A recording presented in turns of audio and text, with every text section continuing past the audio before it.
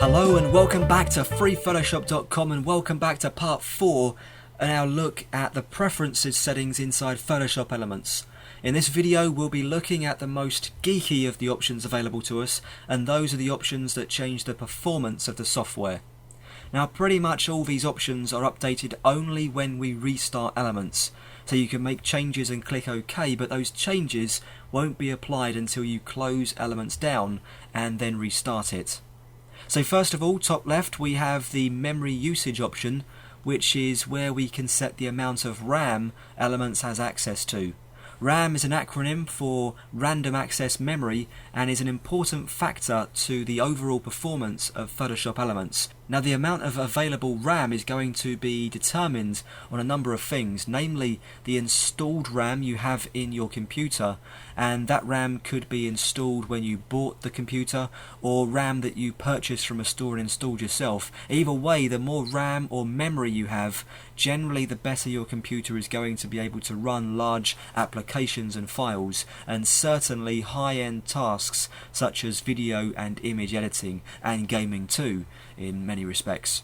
The available amount of RAM you see here is also affected by other applications running, such as your email program, your antivirus software, and all the operating system itself. So just because you've got 2 GB of RAM installed to your computer, that doesn't necessarily mean that you're going to see 2 GB of RAM presented and available to Photoshop Elements here.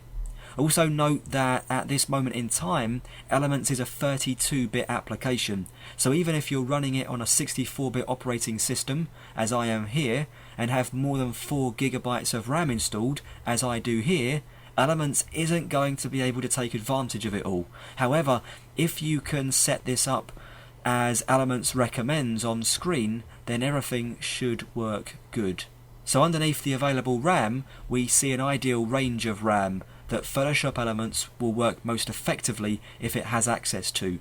At the moment we're seeing 884 to 1158, and as long as this figure that we're allowing Elements to use is inside the range we've got here, then we're not going to have any problems. The default value here on the PC, by the way, is 70% of available RAM, and on the Mac I believe it's somewhere in the region of 55. And for most scenarios, probably 95% of users, that number is going to be just fine.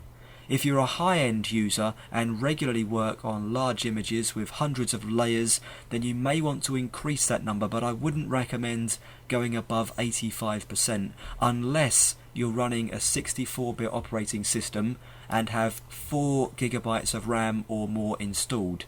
Then I'd say you can take this number up to something like 95%. For everybody else, leave it as it is and come back only if you're having performance issues. So if Elements is running slow or if you're getting loads of crashes, then try adjusting the RAM setting and see if that makes any difference. But remember, you do need to restart Elements before those changes that we're making will come into effect. Alright, another option that relates quite heavily to the overall performance of Elements is the scratch disk down here.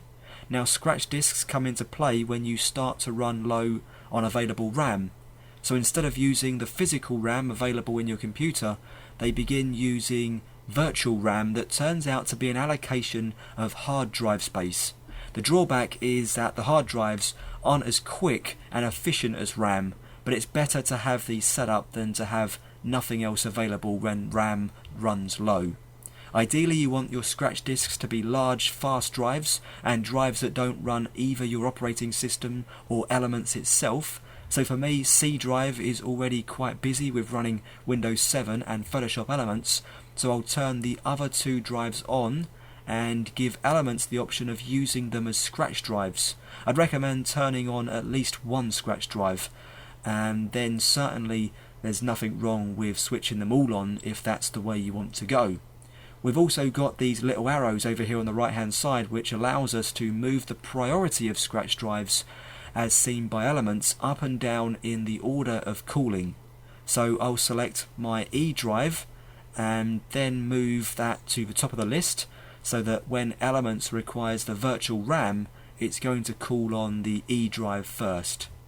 Finally, we have the history and cache options.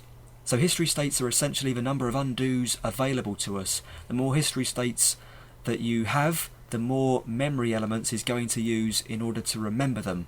Once again, I'd recommend sticking with a total of about 50 to start out with and see how you go. If you don't need that many, try 25. If you need more, try 75. But whatever you do, you will be affecting the performance. So keep that in mind when trying to get the number right for you. Then we have the number of cache levels, and what this means is the number of temporary versions of any given document that Elements keeps in memory. And this is designed to optimize performance by making changes to the way Elements uses files to display on screen, amongst other things. So for instance, when you're viewing an image at 25% view size, Elements is going to be using a temporary and scaled down version of the image to display it. No need to use the full larger version because you can't see all of it anyway. When you make the changes to it, say you add a curves color adjustment or a levels color adjustment, that modification is applied to the smaller temporary file once again to improve performance. The number of cache levels equates to the number of temporary files that Elements creates before re-referencing the original. So if we leave it set to the default of 4, Elements can use up to 4 versions of temporary files before needing to redraw from the original. If you set this to 1, then Elements doesn't use temporary files, but the more work it's going to have to do to redraw the image every time you make a change. In turn, that makes Elements slower, and in my opinion, it just isn't worth it. I definitely recommend sticking with a default value of 4. And that's it for performance. Remember, if you make any changes, once again, restart for those changes to take effect. In the meantime, thanks for watching.